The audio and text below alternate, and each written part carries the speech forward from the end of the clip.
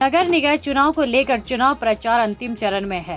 सिरमौर जिला मुख्यालय नाहन में आज शिमला संसदीय क्षेत्र के भाजपा सांसद सुरेश कश्यप और भाजपा प्रदेश अध्यक्ष डॉक्टर राजीव बिंदल ने नगर परिषद नाहन में भाजपा समर्थित उम्मीदवारों के लिए वोट मांगे। इस दौरान मीडिया से बातचीत में भाजपा सांसद सुरेश कश्यप और भाजपा प्रदेश अध्यक्ष डॉक्टर राजीव बिंदल प्रदेश सरकार पर जमकर हमला हुए।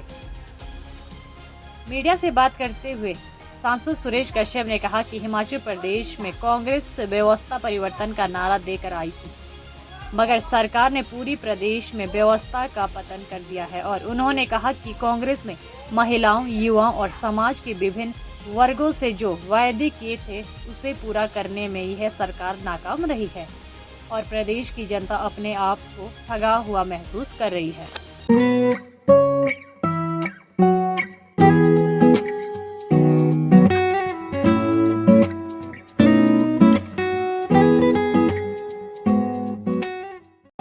नगर निगमों का, नगर पालिकाओं का चुनाव 17 तारीख को है और हिमाचल की जनता ने मन बनाया है कांग्रेस की सरकार की झूठी गारंटियों का जवाब देने का।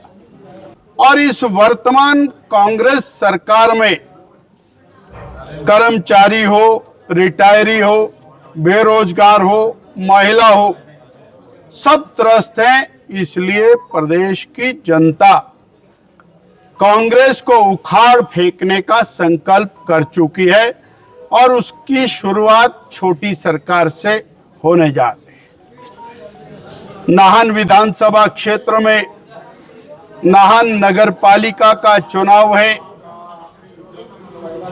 और सवाल किया है कांग्रेस के लोगों ने कि 10 साल में क्या किया।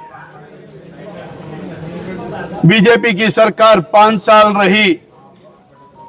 40 साल से जो नाहन को पीने का पानी कांग्रेस ने नहीं दिया, लोगों को जिस हालत में और टैंकरों के हवाले छोड़ दिया, नाहन की जनता उसको जानती है किस तरह कांग्रेस ने उनको ठगा।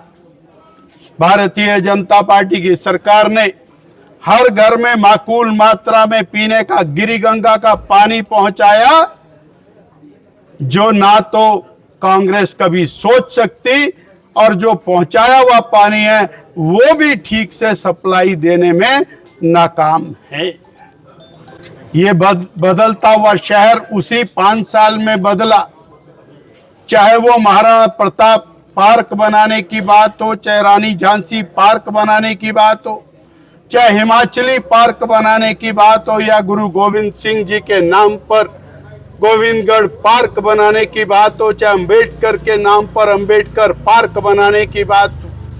3 साल का कार्यकाल कांग्रेस की सरकार का, और जिन वादों को करके ये सरकार सत्ता में आई थी, 3.5 वर्ष बीत गए लेकिन एक भी वायदा ये पूरा नहीं कर पाए। ये बात करते थे नए दौर की, ये बात करते थे व्यवस्था परिवर्तन की, ना वो नया दौर आया, ना वो व्यवस्था परिवर्तन हुआ, अपितु व्यवस्था का पतन जरूर हो गया। इन 3.5 सालों में जो झूठे वायदे इन्होंने किए थे, वो चाहे महिलाओं से किया गया 1500 का वायदा था, या युवाओं से किया गया 1 लाख सरकारी नौकरी देने का वायदा था, या हर घर को 300 यूनिट फ्री बिजली देने की बात थी, या फिर जिस प्रकार से एक 680 करोड़ रुपए का स्टार्टअप युवाओं के लिए लाने की बात थी, दूध खरीदने की बात थी, गोबर खरीदने की बात थी, अर्थात इस प्रकार के बहुत सारे वायदे इन्होंने किए थे। लेकिन ये वायदे 3.5 वर्षों में हवा हवाई हो गए और प्रदेश की जनता आज महरूम हो गई। जिस प्रकार से विकास के मामले पिछली 5 वर्ष जब जयराम ठाकुर जी की सरकार, भाजपा की सरकार थी, उन्होंने शुरू किए थे, लेकिन इन 3.5 सालों में वो सारे के सारे काम जो है स्टैंड स्टिल पहुंच गए। हमारी सरकार के समय में जिस प्रकार से जो योजनाएं शुरुआत जिनकी हुई थी, आज वो सारे काम जो है ठप पड़े हुए हैं।